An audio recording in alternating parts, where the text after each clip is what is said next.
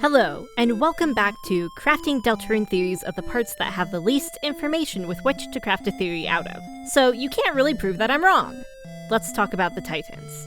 The Titans are first depicted in Chapter 2 in Deltarune when, after Birdly is about to make another dark fountain, Ralsei stops him and explains why the dark fountains are bad, why he's been having us close them, and why there should not be any more created.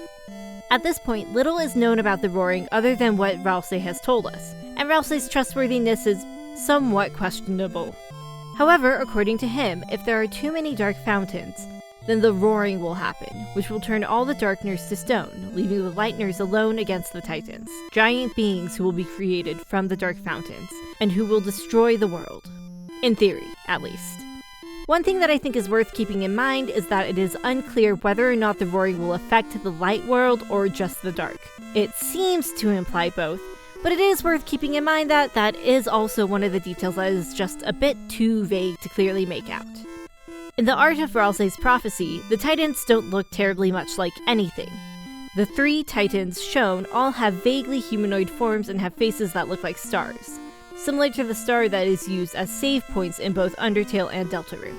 The one in the front has some eyes on it, which looks similar to the eyes and imagery that is seen in the early area of the Closet's Dark World, Ralsei's Dark World. What does this mean? Is Ralsei connected to the Titans somehow? If the Titans are formed from the fountains, are they technically Darkners or something else? Is Ralsei telling the truth? Is he lying? Was he just fed incorrect information? At this point, there is no way to know, well, hardly anything. That doesn't mean we can't speculate, though. So why don't we put together a few thoughts and a few theories to hopefully get the ball rolling on what to think about the Titans. And just so you know, this is more like a brainstorming session than it is like a hard theory section. So if any of this sounds a little weird and a little shitty, that's why. So, to further table these theories, let's talk about what the Dark Worlds represent. Dark Worlds are, very clearly, metaphors for playing games of make-believe, as well as being escapes from reality. What is in them has no real substance.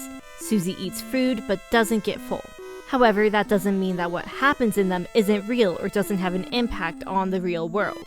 This is of course best shown through the Snowgrave route, where after freezing Birdly, he stays asleep upon closing the dark fountain, and when you take off Noelle's watch and put it on Chris, it really does stay off. These are clearly not just games of make-believe, but real experiences and worlds. Furthermore, to start speculating, the Dark Worlds seem to reflect what certain characters want, enjoy, or need, being crafted for the Lightners who enter. This is best showcased in the room seen in the two Dark Worlds in Chapter 2. In Castletown, Ralsei has created rooms for Susie and Chris that both reflect what they want and their style. Same goes for the Cyber World, where the Queen created rooms based off the searches the Lightners had previously made.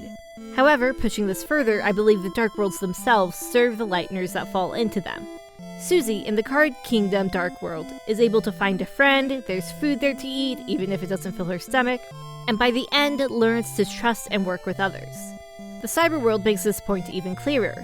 The world is perfectly suited for both Noelle and Birdly, who both enjoy video games and Noelle enjoying creepypastas and the like. Noelle also has trouble with her mom and standing up to her, and in the Dark World, Queen acts controlling and similar to a mother, filling that role perfectly for Noelle to learn to stand up against.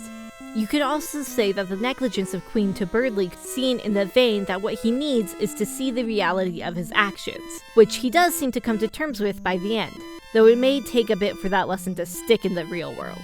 Some of that is just good storytelling on the part of Toby Fox, but let's at least pretend for now that the stories of the Dark Worlds are at least somewhat manufactured by the Fountains for the Lightners who enter. Okay, now, why have I gone on for so long about the Dark Worlds when I'm supposed to be talking about the Titans? Because I believe the Titans are supposed to be the antithesis of what the Dark Worlds are or what they're trying to accomplish, or the Dark Worlds taken a step too far. As I've said, the escapism element of the Dark Worlds has not been ignored by the text of the game. So let's start with the escapism then. Escapism is present in the game and portrayed as more or less a good thing. It provides the characters with spaces where they can open up to each other, feel understood, and grow as individuals. Ralsei even seems to understand that there's such a thing as too much of the escapism, or using escapism to ignore your life or important things that you need to do, as he is the one in Chapter 2 who insists that Chris and Susie go and work on their homework instead of continuing to hang out in the Dark World. However, taking it too far and getting caught up in the escapism that the Dark Worlds provide is also clearly possible. Let's call this little theory inescapable escapism. Here, the Titans really show the darker-than-dark aspect, overpowering the previous realities. In this theory, the Titans pull the Lightners down to a darker realm, where they are unable to escape from. I would like to posit with this one the idea that the Titans, with the star-like faces they have, would take over the ability to save and load, sort of like Omega Flowey does in the neutral ending. Thus, the Lightners would no longer have the power to free themselves from the Dark Worlds, stuck in the escapist reality they once enjoyed. Perhaps another thing you would have to do is defeat Titans in order to get save points back? A mini theory to add to this one is the idea that Ralsei isn't a dark nerd technically, but rather darker than dark. That's right. What if Ralsei is actually a Titan? I have no proof for this really, other than that it could be used to explain why he seems to know more than any other Darkner, and possibly how he can move to different Dark Worlds without fear of becoming stone. Perhaps the Titans are more literally the fountains rather than just coming from them. Ralsei then would have a vested interest in building up his own town and making sure, more than anything, to preserve his dark fountain. Looking at a different take, what is the opposite of fun childhood escapism? What can ruin and destroy that? That's right, adults who can put everything away in the closet or get rid of it, and are part of the harsh real world. This is the harsh reality Titan theory. I'm sorry, I couldn't think of anything more clever. It is a common theory that Toriel and possibly Undyne will appear in Chapter 3, seeing as Chris called the police and Toriel was literally sleeping in the same room when they opened up the Dark Fountain. However, according to this theory, that won't happen. In fact, it's impossible for it to happen, as adults cannot enter the Dark World. This would be particularly interesting, as it would mean that Asriel, who is now an adult in college, is no longer able to go to the Dark Worlds either, and some have theorized that he and Chris used to create and go to Dark Worlds together. Thus, the Titans are the adults. Now, that could either be metaphorical or more literal.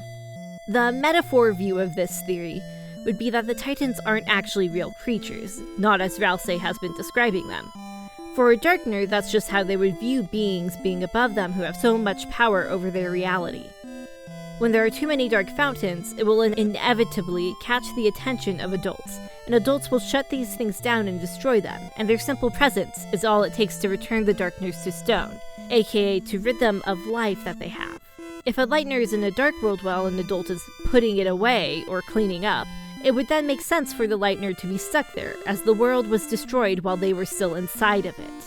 The more literal interpretation would then be that the dark fountains infected the adults or parents, morphing with them to create the Titans, using both the parents' physical forms to terrorize and take form in the light world, and then their own darkness to exist in the dark worlds. Does this totally make sense or have any backing behind it for the literal interpretation? Well, it combines the destructive power of the adults as explained just a moment ago with the destructive power that the Titans are supposed to be able to hold, but other than that, no, not really. Anyway, that's all the thoughts I have on the Titans. Quick shout out to Becky, she's my twin, the one who drew my avatar, a big animatic artist, and the one who suggested doing a video on the Titans, with her personal favorite idea and the one she added to this being the metaphorical adults as Titans theory. I'd also like to say thank you so much for all the reception my last video had. I was extremely surprised by how many views I got, and everybody in the comments was so nice. I'm still very new to this, so please hang with me while I figure out what I'm doing. If you all have or know of any Roaring Titan theories or ideas, or maybe something I missed, drop it in the comments, I'd love to see it. And I hope you all have a great day.